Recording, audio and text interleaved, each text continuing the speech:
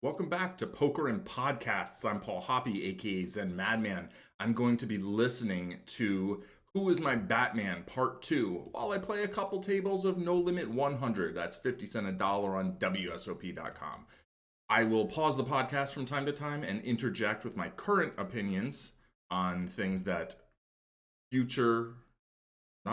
past me. I don't know. I've got the timeline all jacked up in my head.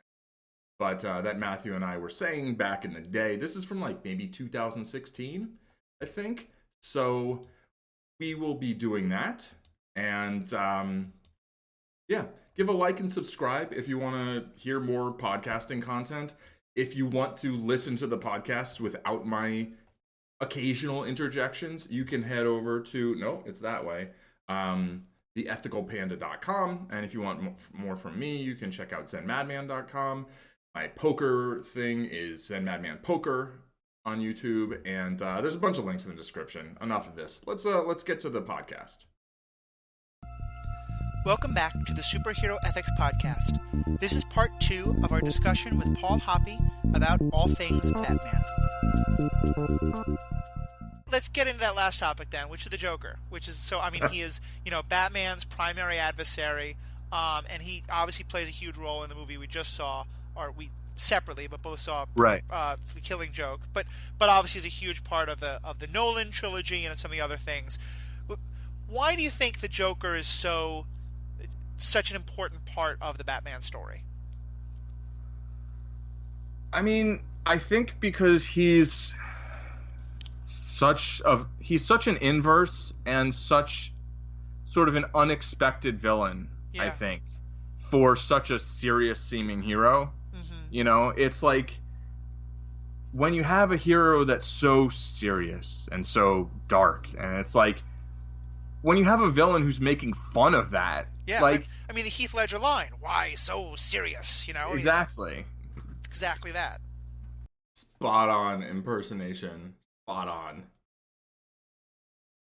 I almost can't tell the difference. Like that might have been a clip from the movie. Spot on impersonation. Thank you. The more we change, the more we stay the same. But it's and there's so many different Joker versions, sort of different takes on the Joker. Like, the Jack Nicholson Joker I thought was fantastic when I saw it, and he's this like gangster Joker, There's the Mark Hamill Joker, who's my favorite Joker, who very often I think is like a sad clown Joker, right. Who's like really creepy and funny and like sad, but sort of cheerful. It's just he strikes so many different notes. And then you have the Heath Ledger Joker, who's this anarchist Joker, and I mean, I even liked the Cesar Romero Joker back in the the TV show, and it's just I think it's a character that can kind of reflect Batman's darkness in Batman's this one fighting for good and right. justice, and he's wearing all black and he's serious, and meanwhile Joker's he wants to kill people, He's like, I'm the first fully functioning homicidal artist. I make art till someone dies. And, he's all, purely white-faced and, colorful suit and, making jokes. And so it's, it's just, to me, it's, the juxtaposition and but at the same time, how they're very much, sort of two sides of a coin, and they're both pretty crazy in their right. own ways, right? And how Joker basically gets to constantly point out really how crazy Batman is, but sort of not, you know.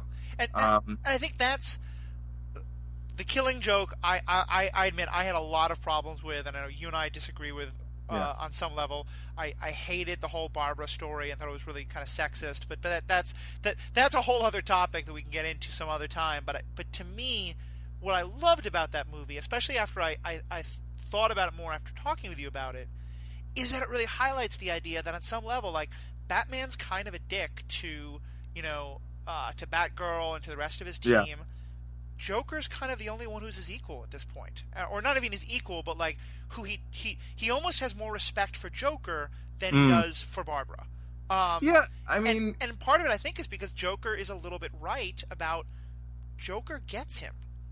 Yeah, I think that's true. I think, there's the whole like one bad day thing, and whether, one bad day can turn anyone into the Joker, and that's kind of like his premise, right? But his thesis statement that he's trying to prove. But like he knows Batman already had that bad day, right? And he's not like, oh, you're gonna turn into me if you have one more bad day. He's like, you are me, right? You just don't get it, Yeah, I think Joker thinks he gets Batman and gets him in a certain way, and but in other ways kind of doesn't. But also we don't generally use the word crazy quite the same way that we did 6 years ago.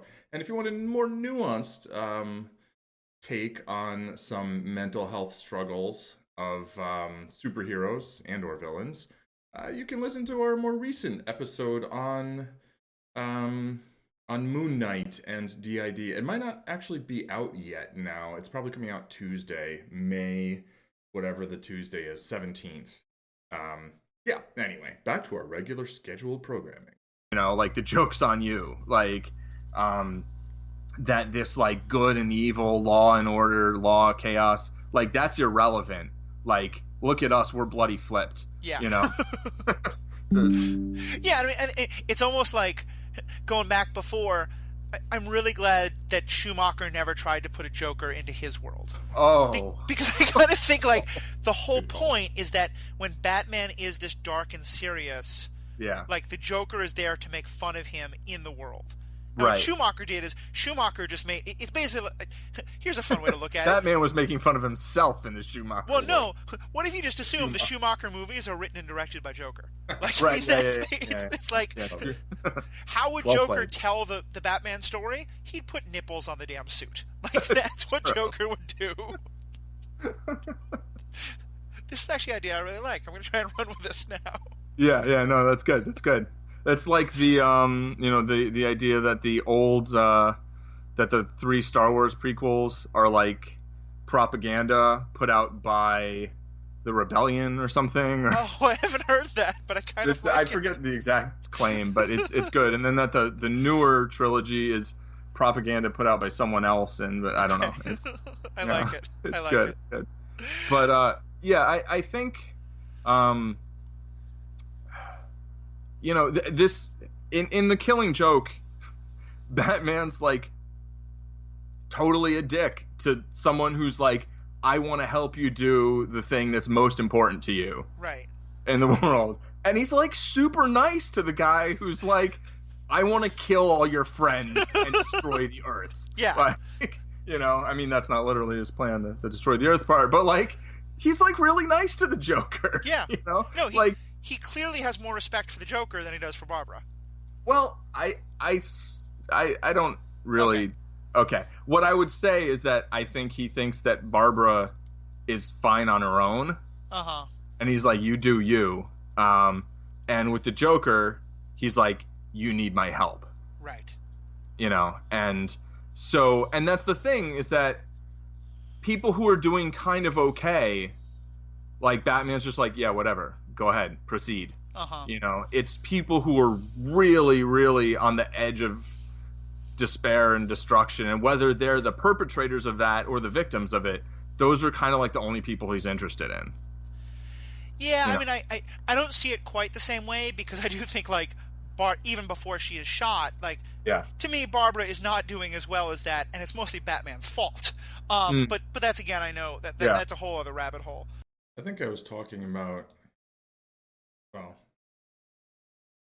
no, maybe not. I was thinking about talking about when, before Barbara's even. I mean, she's Batgirl, but she's not been Batgirl for. Yeah, never mind. But I do think you're basically right that, and maybe it even goes back to the Dick Grayson thing. That Batman sees in Joker, not that he's going to ever make Joker his sidekick, but that he sees a little bit of, I looked at this abyss. Dick Grayson looked at this abyss. The Joker has looked at this abyss. Yeah. And so there's a connection there. Yeah. Yeah, and I mean, as far as I'm aware, Barbara hasn't really had the same abyss. Right. Like, she has a, like, I want to fight crime because, like, that seems like a cool thing to do, you know? The reason that, like, you know, any random person who's like, you know what, maybe I'll become a cop, like, becomes a cop. As opposed to, like, you know, my father was killed by Rollo Tomasi, you know? Or by a random guy, and I called him Rollo Tomasi, so I decided to become a cop. Yeah. LA Confidential for the win. I need to see that movie again, especially in the context of sort of further rethinking policing. But that's a whole nother deal. Excellently, very well made film, bare minimum. Yeah. You know, or I was chained to a radiator and watched my dad beat my mom to death, so I decided to become a cop to, like, protect These are both, by the way, references to LA Confidential. Anyone who hasn't seen that movie, it is a fantastic movie, but it's also another really good. I mean, to me, in a lot of ways, it's the same kind of issues of Batman, because it's all about, you know, are you doing this out of vengeance? Are you doing this are you fighting criminals, or are you fighting crime? Yeah. And when is it okay to break the law to fight crime? Yeah, absolutely. It definitely dovetails into that whole conversation really well, which is why I dovetailed it in. Well done. But I do think you're right, and I think there's a part of me that feels like Barbara Gordon was really underserved by the writers. Yeah. To some extent in Killing Joke, but also just overall that, like, she doesn't have a really cool origin story the way the others do. Right. And I think there's something kind of problematic there. But once you accept that in this world, I still think, you know, Batman's kind of a dick to her, but not kind of, but you can understand. No, he's a dick. Yeah, but there's no. But the reasoning for it, I think you're right. It's that he doesn't see her as having that need that he sees in the Joker, and I think Commissioner Gordon, her father, gets kidnapped in some stories, and that's one of the things that leads her to become Batgirl, I believe, but I'm sure there's a bunch of different origins. And I do think that when she becomes Oracle eventually, that's a pretty interesting story. But that was certainly not the original intention when they made The Killing Joke. Unfortunately, would have been a better intention. And I'll admit, it's why the first time I watched the movie, I've now seen it a second time. The first time I watched it, the end didn't make any sense to me because I was expecting something else. I think the movie had gotten so hyped up, and there's a whole other conversation we can have about movie hype. Yes, but yes, there is. I thought there was going to be a final act in which we saw that Gordon really had been driven crazy, and he was now going to attack Batman. So the ending just came out of nowhere to me, and I still don't like it. But what I did love is, you know, like you said, Joker is constantly trying to get through to Batman, and the fact that he makes him laugh, you know, is, to me, that is such a breakthrough moment. Because I don't think we've ever, you know, Alfred makes him chuckle from time to time, but it's not the same thing. And I think that's such an interesting moment. Yeah, it's kind of like at the end of the story, Joker wins, you know, like not what he was trying to do necessarily, but like, and at the same time, it's also like Batman wins, where he's, you know, like Joker's like, no, we're not gonna like do this thing where I become your Hannibal Lecter or whatever, but because I think that's kind of like what Batman had in mind. Yeah. Like, we could work together, like you could tell me how these crazy people think, you know. But it's like, well, what I would do is, but it's, you know, it is kind of a moment of restorative justice, which, like, you don't see a lot of in comic books. Yeah. You know, and it's, at the very least, it's like a first step. It's like well, all right, maybe this isn't going to work out at all, you know, but like, they're trying in a way that, like, you don't really see very much, you know, and when Joker's like, go ahead, you know, beat the crap out of me, get your standing ovation, like, and that is, like, that's what a lot of people want to see, you know, and it's, to me, the story is just like, no, that's not what we're giving you. That's, because that's not, like, Batman isn't going to just beat the crap out of somebody because, like, they did something wrong, Well, he's going to beat the crap out of someone to stop them from doing something wrong, but then once they're done, it's like, all right, we're done. And it's to me, if you ever want me to hashtag not my Joker, it's going to be the time I see Joker use martial arts, he might have a gun sometimes, but the Joker is never, in any way, shape, or form, a physical match for Batman. I mean, it is so clear that if Batman ever corners Joker, Joker's done. There is no physical fight between the two that's going to be in any way like a classic fight scene. Yeah.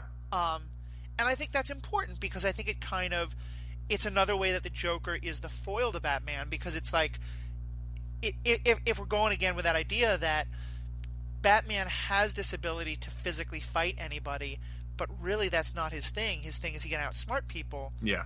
That's who the Joker, and to some extent also the Riddler, both of them are. They just want to battle Batman in a game of wits, not in ever a physical fight. Yeah. And I mean, even Penguin too is, Penguin's more of a money gangsterish kind of thing, and he's got his like trick umbrellas or whatever, but like it's interesting how few of Batman's principal adversaries are these physical matches for him. They're often more putting him to a test of the intellect, which I've been disappointed by basically every Riddler story just about that I've ever seen, where I feel like I really want to see a great Riddler story. Really love to see a great Riddler story. I wonder if there's anything on HBO Max. Yes. Where I don't know, with like real riddles instead of like things that are like, what?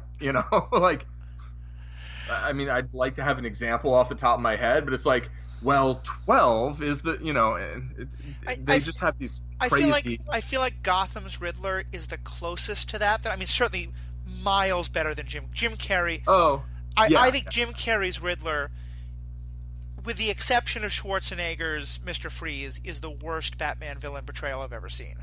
But I used to play poker about a year or less after this podcast.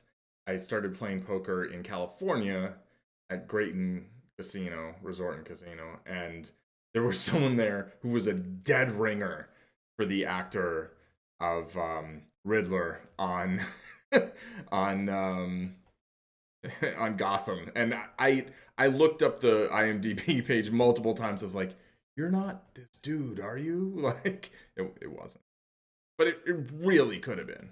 But and so there isn't really a high bar, but I do think that the Gotham Riddler is decent, not fantastic, but at least I actually really like the portrayal. It's just we haven't really gotten Riddler versus Batman. I mean, maybe a little tease, but because we don't really have Batman yet, right? But yeah, that's the Riddler that I have the most hope for. But I feel like what if the writers of Sherlock wrote Riddler?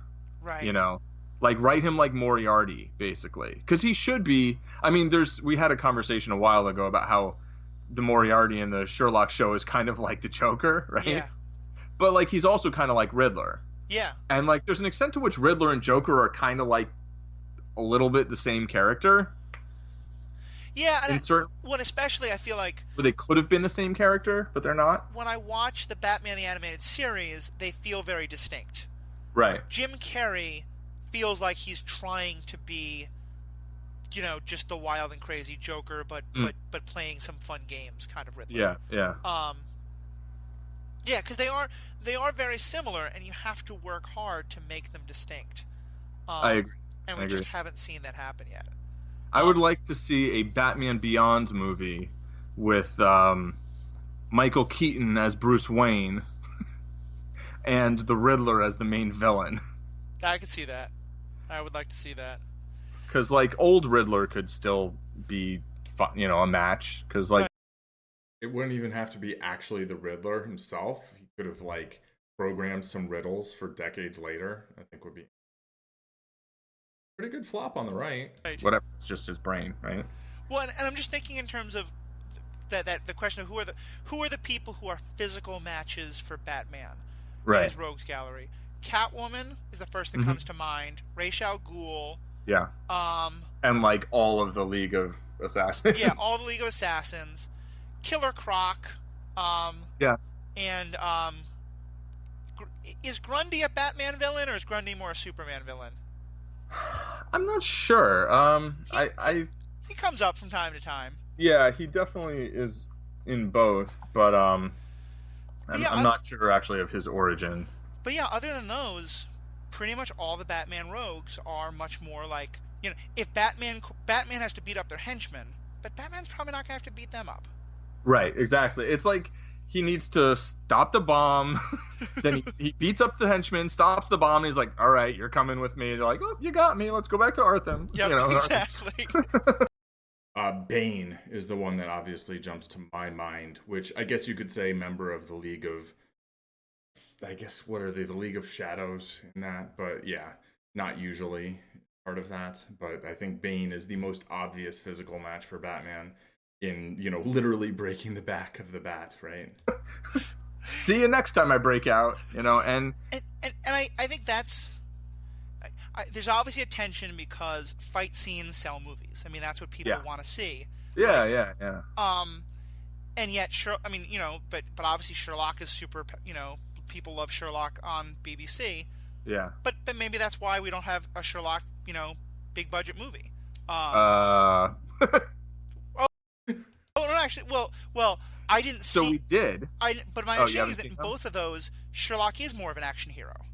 Totally. Yeah. Yes, it was like, let's make a Sherlock Holmes action movie, which actually I thought were good. Yeah. Particularly the first one, I'd say I liked better than the second. There were things about the second one that a certain fridging, shall we say? I'd say. I would call it that. I hated that, but yeah.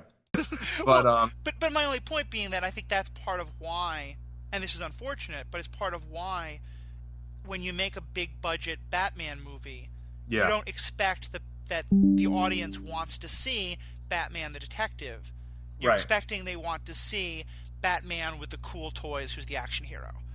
Which is why I think a Batman live-action TV show would be really interesting.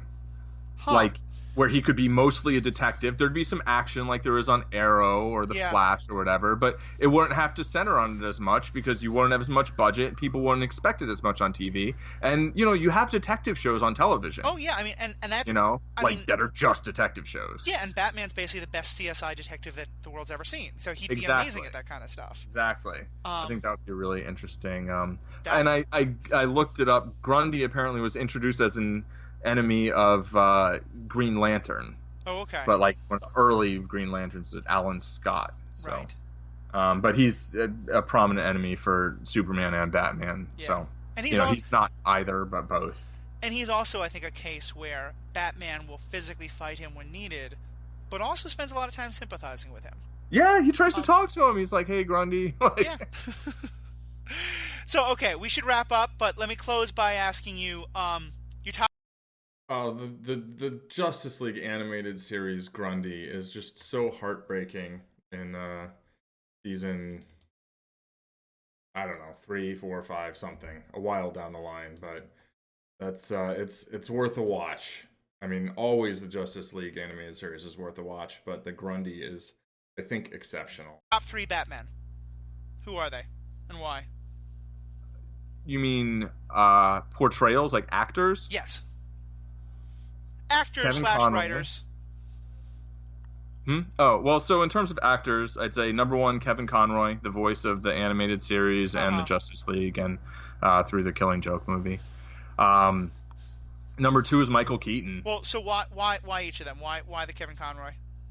The Kevin Conroy it's a combination of his voice is just perfect. Yeah. He conveys, he sounds badass when he needs to, but he also manages to convey this really sort of dry wit that's like sort of, all of the kind of contempt that Batman has for people not really being able to... The heck was that sound? It's so weird. Figure things out. But also sort of his compassion,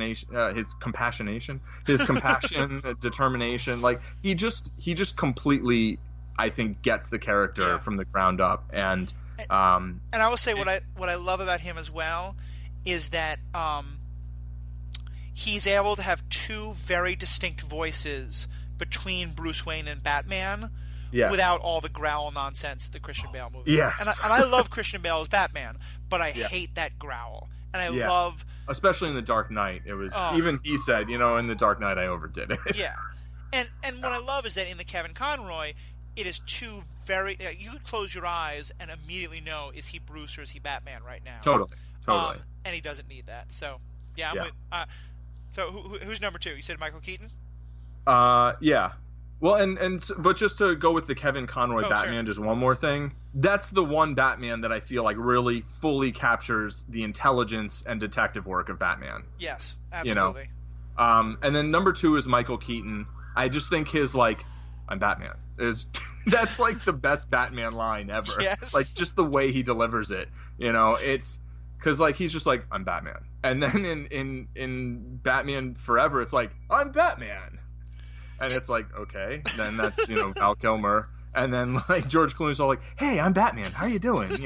Let's be friends. Yeah, it's so understated by Michael Keaton. Right, exactly. Really. And I just think the thing that Michael Keaton did in particularly the first Tim Burton movie was Batman was threatening and, scary and, had that, and obviously looking back at it 30 years later, it doesn't quite feel the same way, but at that point in time, in a movie, it felt, it was different from the character of other superhero or even just action hero things that we would have seen, but he also captured the sadness of Bruce Wayne in a way that there's this one scene where he's walking on the steps of maybe City Hall or a courthouse or something, and the Joker's men are shooting people, and he just has this look on his face, like this kid who's I don't understand why they're doing this. Yeah. And sort of that feeling that looking at the senseless violence and just being what? And just kind of being lost. And then he goes and he puts on the bat suit and he does Batman stuff, but to be able to kind of capture that's kind of that whole essence of the character that he captured and Tim Burton captured it, helped him capture it. It's in the script and it's in the filmmaking and it's in the performance. And so I think that right behind Kevin Conroy, they really capture kind of the complexity of Batman and how he's more than just an action hero. Right. And then number 3 is Christian Bale. I mean, I like the Dark Knight trilogy less and less as time goes on. But I did recently rewatch it for recording. We did podcasts on Batman Begins and The Dark Knight. I was not on The Dark Knight Rises one that Matthew did a while ago, and that's a movie that I enjoy more than most people do. I think it's arguably the most underrated Batman movie, at least until recently. But I do think that there are elements of the Nolan Batmans that still, I have things to say about, but overall, they're just very well-made movies, and I enjoyed them. I enjoyed rewatching them a lot, and I'll probably rewatch them again soon. But really, that's just because I'm harder and harder on it. Right. It's when Batman Begins came out, I loved it. And then after seeing the next movie and then going back and watching it, it didn't hold up as much for me. But it's I like that it's a very real world, right? Kind of very grounded. And, I think Christian Bale does the Bruce Wayne, hey, I'm here with these models and we're going to go swimming in the pool. And it's okay, I bought the hotel. I feel like that he portrays the, fake Bruce Wayne well. Yeah. And then he can also be brooding and, his Batman's badass and does Batman stuff. And, he doesn't want to kill people. He's like, but I don't have to save you. It's I feel like that Batman is Batman. And the movies are very well made, and so if the other two weren't, if I didn't hold them in as high esteem as I do, then that one could have been number 1. But it's just that there are a number of different really great Batman portrayals. I do also have something. I was thinking something. It's gone. My thought's gone. Sorry for the interruption. Yeah, I mean, I think I'm pretty similar. I used to say that the Christian Bale is my favorite Batman, and there's still an extent to which I hated The Dark Knight Rises, but the Right. first Batman Begins and The Dark Knight, I think, are my favorite Batman stories. You know, Mm-hmm. but I have come to think that I think Kevin Conroy is a better Bat. I mean, he's just so, all the things you said. He's so definitive for what Batman truly is. And I think I said to you once, I feel like Christian Bale is my favorite Bruce Wayne. But Kevin Conroy is my favorite Batman, Right. because he also gets that idea of I feel like the more I thought about it, again, this was pointed out by the guys from that DC On Screen podcast, it is that the Christopher Nolan movies, it feels like the character is Bruce Wayne, who is struggling and still trying to decide if he does or doesn't want to have this alternate identity of Batman. Yes. You know, and that there's this the whole third movie is about him trying to go away from Batman because of his love dying and all this kind of stuff. And I think that's an interesting story, but it's not Batman. Yeah. And to me, Kevin Conroy gets it so good. My third, though, and this surprised me because I didn't think I would like it as much, but I think is actually it's Rino Romano, who's the guy who plays the voice of Batman on The Batman, that other animated show. Yeah. It's a much younger portrayal. It's Batman as kind of a guy in his early 20s. He's clearly like just setting out to be Batman. Yeah, it's like Batman Year 2, basically, right? Or Year 3. It's like not exactly. Batman Year 1, but it's just a little while after that. I think I literally said that in the last podcast. I hadn't re-listened to this one or anything, so I don't know. I guess that must be what it is. And there's a more modern sensibility to him, which I really like. Yeah. But I think in some ways, what it often feels like is that he's more playful, but it's so forced. You know, he captures that idea of he's forcing it in almost that same kind of, because to hide the pain. And I will also say, and this again, it's the rip at Snyder, that show does the Batman Superman conflict so much better than Snyder does. Like, it gets it right in a way that just makes it, and that's loving the story more than the Batman, but that got me. So that makes sense. I actually want to throw in an honorable mention. Will Friedle. I have no idea who that is. Yeah, because he doesn't play Bruce Wayne. He plays Terry McGinnis. Who I actually really love as Batman. Like, I did like The Dark Knight Rises. I didn't love it, but I liked it more than the vast majority of people, I'd say, who saw it. And the thing I liked most about it was Joseph Gordon-Levitt's character. Yeah. Who, like, at the end, they kind of clumsily were like, he's Robin, you know? But, like, he's not Robin. He's Batman. Right. Like, that, you know, I mean, we don't know what happens after The Dark Knight Rises, but the last scene of the movie is literally him on a platform rising, and then it says The Dark Knight Rises, like the title of the movie, you know? So it's like, they have a statue for Batman, like, being dead or whatever, and they have this little, like, 4-person ceremony of, like, Bruce Wayne's like tombstone, empty grave or whatever. But, like, I think it's pretty clear that he's gonna be the next Batman, you know? Well, and I like the idea of Batman almost being Zorro, you know? Like, you can pass on the cowl and someone else. Exactly. And that's sort of what I like.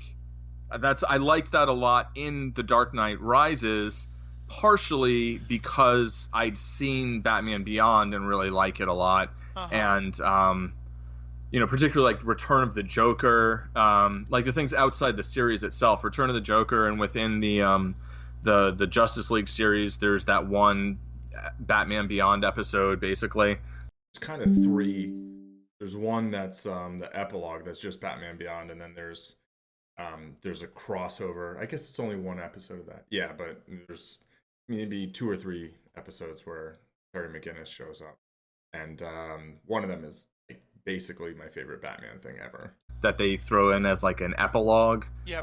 The thing where Batman's sitting with Ace, and it's that's just great, that episode. But so I kind of,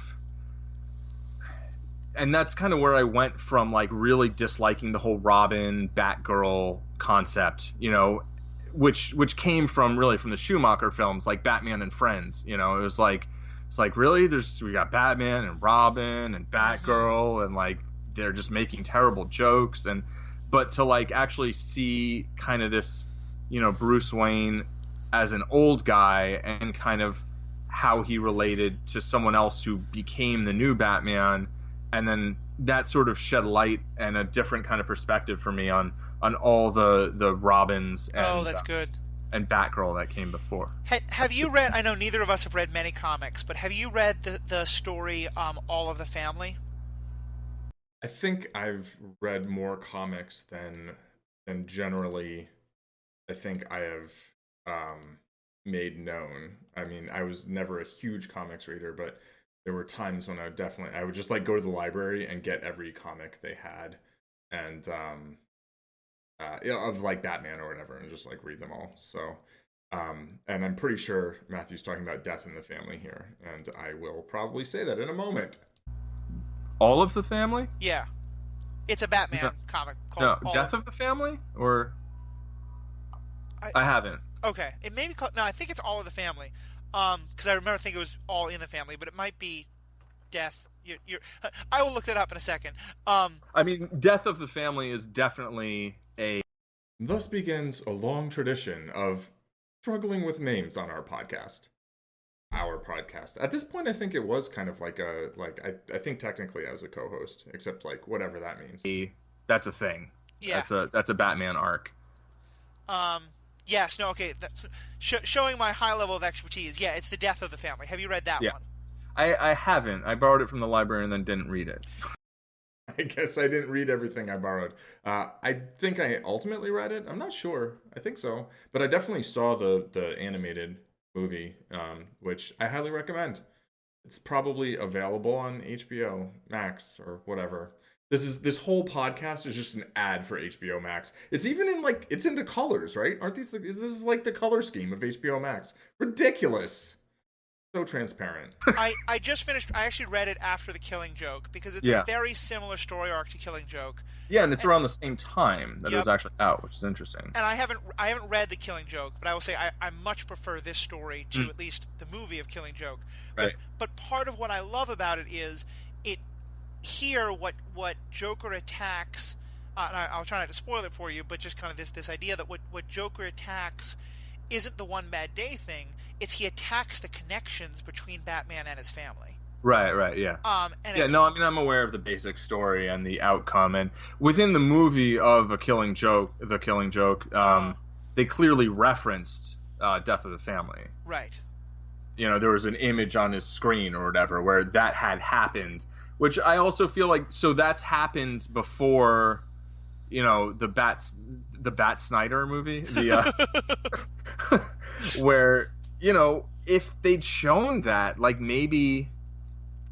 Honestly, I just think they just really messed up by deciding to try to, turbo start, They just tried to fast forward into a franchise. Yeah. Into the whole multiverse... Not multiverse, but, the kind of Uber franchise, right? And, I just think that was a huge mistake. Oh, back in the days before multiverses were everywhere on screen. And I think it's all Zack Snyder just being seat of his pants, oh, how about if we make Batman the villain in the next Superman movie? And they're like, oh yeah, okay, that sounds like it would make money, Yeah. Well, as opposed to I would love to have you on as a guest again. Yeah, that's a long conversation. Yeah, well, yeah, because I think there's a whole conversation just to be made about what's the difference between really trying to tell a story that is true to a work versus saying, hey, we need a blockbuster movie. Oh, let's use a Batman story, And I think that's right. A lot of... And I will say, I think my understanding is The Killing Joke was, whatever else I thought of it, probably the truest film adaptation of a comic book that's ever been done. Would you agree with that? I mean, I haven't seen everyone close, ever made, but it's the most true to source material that I feel I've ever seen something. Yeah. I mean, it's very. I mean, it's interesting because the Tim Burton Batman movie, the first one, clearly pulls from The Killing Joke. Yeah. The Dark Knight clearly pulls from The Killing Joke, and Batman vs Superman clearly pulls from The Killing Joke. But like The Killing Joke, really, they just did The Killing Joke. You know, it's like, here's the story. They added a 30-minute prequel, right? Which I liked. I know you have your issues with it, and I disagree with most of them, and some of them maybe just don't really have any feelings on. I do. There are certainly things that I didn't like about it or thought could have been better. But it's, you know, I feel like they do a Batgirl story and she has agency, and then, you know, we're going to agree to disagree there. But sure, let me pull you back to your main point. I don't understand how you can disagree that she has agency, but I'd have to rewatch it. But yeah, I think sometimes I think people's concepts of agency can vary, and there are certain conceptions of agency that I find sort of infantilizing and offensive on behalf of the people who are said not to have agency. But at the same time, I think in those situations, sometimes saying that somebody had full agency is also problematic. But yeah, that would be a whole conversation. So we won't have that now. I could have that conversation with myself. But yeah, I'm definitely going to rewatch the cat. Now I just like listening to these podcasts just makes me want to rewatch all these things. So I'll probably rewatch The Killing Joke again sometime soon and see if I like it as much as I did then. I just thought it was really well made. Like honestly, sometimes just like the rain, the sound of the rain and the voices and just the way things are drawn. Like I feel like that much effort and attention to detail just isn't put into that many things all the time. And that has nothing to do with like the story. That's just the screencraft. In the Killing Joke story, she clearly doesn't. I mean, she's just there to get shot, right? I mean, spoiler alert. But that it's just yeah, that story is just that story. And while they were like, okay, let's do a prologue to this to try to maybe mitigate some of the... Actually, I mean, as much as anything, like, it's a 40-minute story, and they wanted to make a feature release length, you know, so they didn't stretch it out. I wonder if, like, yeah, because I think you're right, like, the Tim Burton and the Christopher Nolan movies are by no means, you know, panel for panel, shot for shot adaptations of the comics, but they're very true to the comics in a lot of ways, in ways that I think the newest one is not, the Snyderverse is not. And part of that, I think, is just because Snyder is, you know, a terrible filmmaker. But it also feels to me like I love the MCU, and I love everything the MCU is creating. But I wonder if part of sort of the knock-on effect is it's creating this desire for studios to feel like they have to have a big franchise. Like you said, like I feel like part of what happened there is DC said, we need to have our version of the MCU, so let's use Batman vs Superman to launch that, you know? And so it felt like a story that wasn't being told to tell the story. You know, clearly Batman Begins, they wanted to launch a trilogy. But in some ways that still feels different than trying to launch a franchise. I mean, it is a franchise, but it feels different. No, there's a franchise and there's like a super franchise, basically. Yeah. I think actually they weren't explicitly trying to do a trilogy with Batman Begins, and there was a thought to not even do a third movie, but then they ended up doing a third movie. And some people wanted them to do a fourth movie, which probably would have been the Joseph Gordon-Levitt movie. I don't know whether they would have called it Nightwing or how they would have, you know, what they would have done in terms of naming. But yeah, and I think this whole Hollywood thing of franchises, I think it predates the MCU, but the MCU is kind of the point at which it really blew up and became just like the only thing that anyone could ever do anymore. But big here. Yeah, we'll do that. And yeah, so that's its own thing, but it's in writing too, right? Like publishers they want series. They don't want one-offs. Everybody wants series. Because what the MCU isn't a franchise. It's a collection of interlocking franchises, really. Right. Which then has become a large extended universe that reaches into television and, video shorts and all sorts of stuff. Whereas I feel like they have king high hearts and they just hit a king, but who knows what they're okay. And whereas, the Dark Knight trilogy was, here are 3 movies that share continuity, 1, 2, 3, done. Right. And some people wanted them to make more. And I mean, I would have watched a Joseph Gordon-Levitt like Batman, that took, Nightwing movie basically or whatever.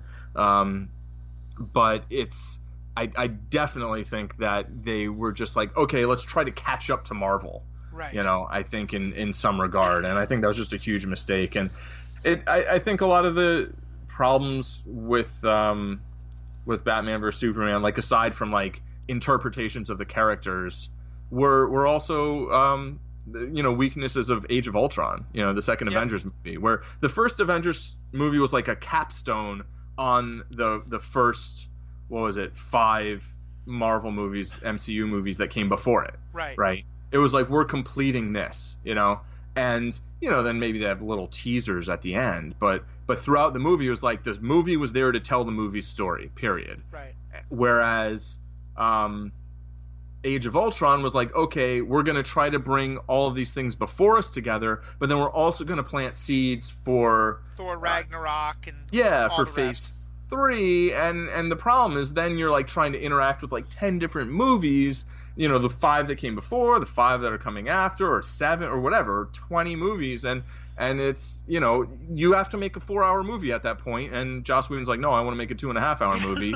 And it's like, well, if you're going to do that, you can't put all these seeds in, and yet they did, and so it struggles with that. I still liked it better than I know you did, and better than a lot of people, but that was inarguably a weakness of the movie, for sure. I think that's the perfect parallel to Batman vs Superman, because to me, like, that movie did a pretty good job. Okay, it's not the Batman you or I like by any means, but if its only job is to set up an independent Batman movie that is clearly in the same universe, okay, it did a decent job of that, just not a Batman I have any regard for.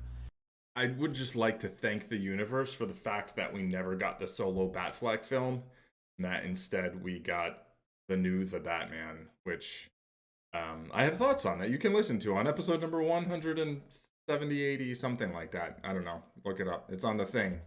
There. It's over there. I don't know where anything is here. It did a very good job, I thought, of setting up the upcoming Wonder Woman movie, because it introduced Wonder Woman as a character, and because it didn't feel like they were just throwing a seed in, it felt like they were making it part of the story. Yeah, she was a character in the movie that had some sort of relevance. Right. Yeah, I mean, thinking back, I feel like it really was weird that she was in the movie. Like, like, where she was in the movie, I think was very strange. I think she was pretty much the best part of the movie, though, so, like, I'm not complaining. But it felt very strange, actually. But again, maybe I'll go back and watch it. I don't know. Tell me in the comments if you think I should rewatch Batman vs Superman. Right, and that now is going to have her own movie, which looks pretty damn good. What it did a terrible job of was setting up the Aquaman, Cyclops, and Flash movies. Because those just felt like the most blatant. I mean, I kind of felt like it was almost like if I'd watched Age of Ultron and sort of groaned a little bit about setting up Ragnarok and the others, and then I would have watched Cyclops set up, and I'd be like, okay, it's not so bad. Not Cyclops, Cyborg. Yeah. I mean, right, Cyborg. Yeah. Because that was just, there was no story reason for that at all. There wasn't. It was super, it was just crowbarred into the story, and it just didn't work. It didn't work. Yeah. And then also they took all these peripheral characters and like pretended they were in the movie and then blew them up. Yeah. I'm like, what are you doing that for? Like, aren't you trying to start a franchise? Like, are you killing off all these characters that are really pretty important, to a lot of your stories? So it's not good. Conclusion: as long as Zack Snyder never gets to touch a Batman movie again, too late. That's Justice League coming out. Although they appointed Jeff Johns the new president of DC Entertainment or something. I don't know. How did that work out? Well, and Snyder is not directing the Batman standalone movie, right? Ben Affleck is. Okay, so that I have a lot of respect for Ben Affleck, both as a writer, both as an actor and a director. So that gives me some hope. Yeah, and a writer. Good Will Hunting. And if nothing else, Zack Snyder's not going to touch the Lego Batman in any way. So if that needs to be our salvation, then Lego Batman will be it. I mean, Will Arnett's fantastic. And, it just looks really good. Yeah. And the fact that it's not like the only Batman that's out is also good. You know, because it's that thing of what Schumacher could have been. It's a satire. It's the joke. Right. Exactly. How did I not say Lego my Lego Batman? I said it now. 6 years later, deal with it. But I think on just from the Lego movie, like if you put up like Batfleck versus Lego Batman, I think I like Lego Batman more. Right. Not even close. All right. So I was worried that we were going to get about a half hour to 45 minutes of material in. It's now been almost 2 hours, so I feel like it's a good time to wrap up. And thus we began a long tradition of thinking we might not have enough to talk about, and finding way too much to talk about, and then having a bunch of other stuff to talk about. Now I'm talking about stuff that I didn't talk about the first time we talked about the thing, that then we talked about much more on later things. So I'm just going to stop talking. I think so. Do you have any kind of final Batman thoughts you want to share? Without taking 2 more hours? No. No. I just really wanted to say, I'm Batman again, but well done. I'd put you're not quite Keaton, but that's a lot better than Kilmer or Clooney. So. Oh, thank you. I'm not taking notes. Thanks, though. A low bar to clear. So. I will say, years ago, decades ago, Matthew and I used to play, poker at various home games. And sometimes, it's like 6, 7 in the morning, the sun's coming up, streaming through the window, and someone's like trying to get a read on someone. It's like, says something, and I'm like, what do you have? What are you doing? Blah, blah, blah. And I was just like, Batman. And then Matthew's like, I'm the Penguin. And it's Anyway, that good times. What is going on with these aces here? Where can if listeners want to know more about you and your writing and what you're up to, where can they find your stuff? That's a good question. So for poker stuff, you can go to pokerisaskill.com. And I've got, poker books that I've written there, and maybe there'll be some articles and whatnot, videos. As far as fiction goes, you can just search for Paul Christopher Hoppy fiction and find it various places. It's on leanpub.com, and I've got stuff on Amazon. And then my personal website is zenmadman.com. So that's where I write random thoughts and other stuff. Cool. Thank you. And again, I'm Matthew. I'm the primary author of the Superhero Ethics blog, which you can find at superheroethics.com. And we discuss issues like some of the stuff that was talked about in terms of like some ethical or moral questions that are brought up by superhero stuff, but then also anything related, science fiction, fantasy, pretty much anything geeky that makes you think. That's what we're going to talk about. So, Paul, thank you again for spending some time with us, and thank you to all our listeners, and I look forward to talking to you again soon. Bye-bye. Not a fan of the reclaiming of words like geeky and nerd and whatever. I guess like dork didn't get reclaimed, right? I mean, I had a friend with a t-shirt that said that, and it seemed like some sort of ironic thing. But that's not saying, if it feels good for people, go ahead. I have a whole spiel on that, but I'll save you that, and we'll wrap it up here. Thanks for watching. Hit like and subscribe. Let me know what you think of the format. I don't know. I'm having fun. I'm probably just going to keep making them, and if people watch them, cool. If not, Oh well. I'm probably gonna have like one of these coming out a day, except on the days when there's like one of the new, like that, one of the new podcasts, right? And then I'll just have the new one. So these will be like filler episodes, which I know some people like to use that term. All right, thanks. Cheers. I do this thing where I give the peace sign and I say cheers. It's very strange. I'm an odd duck.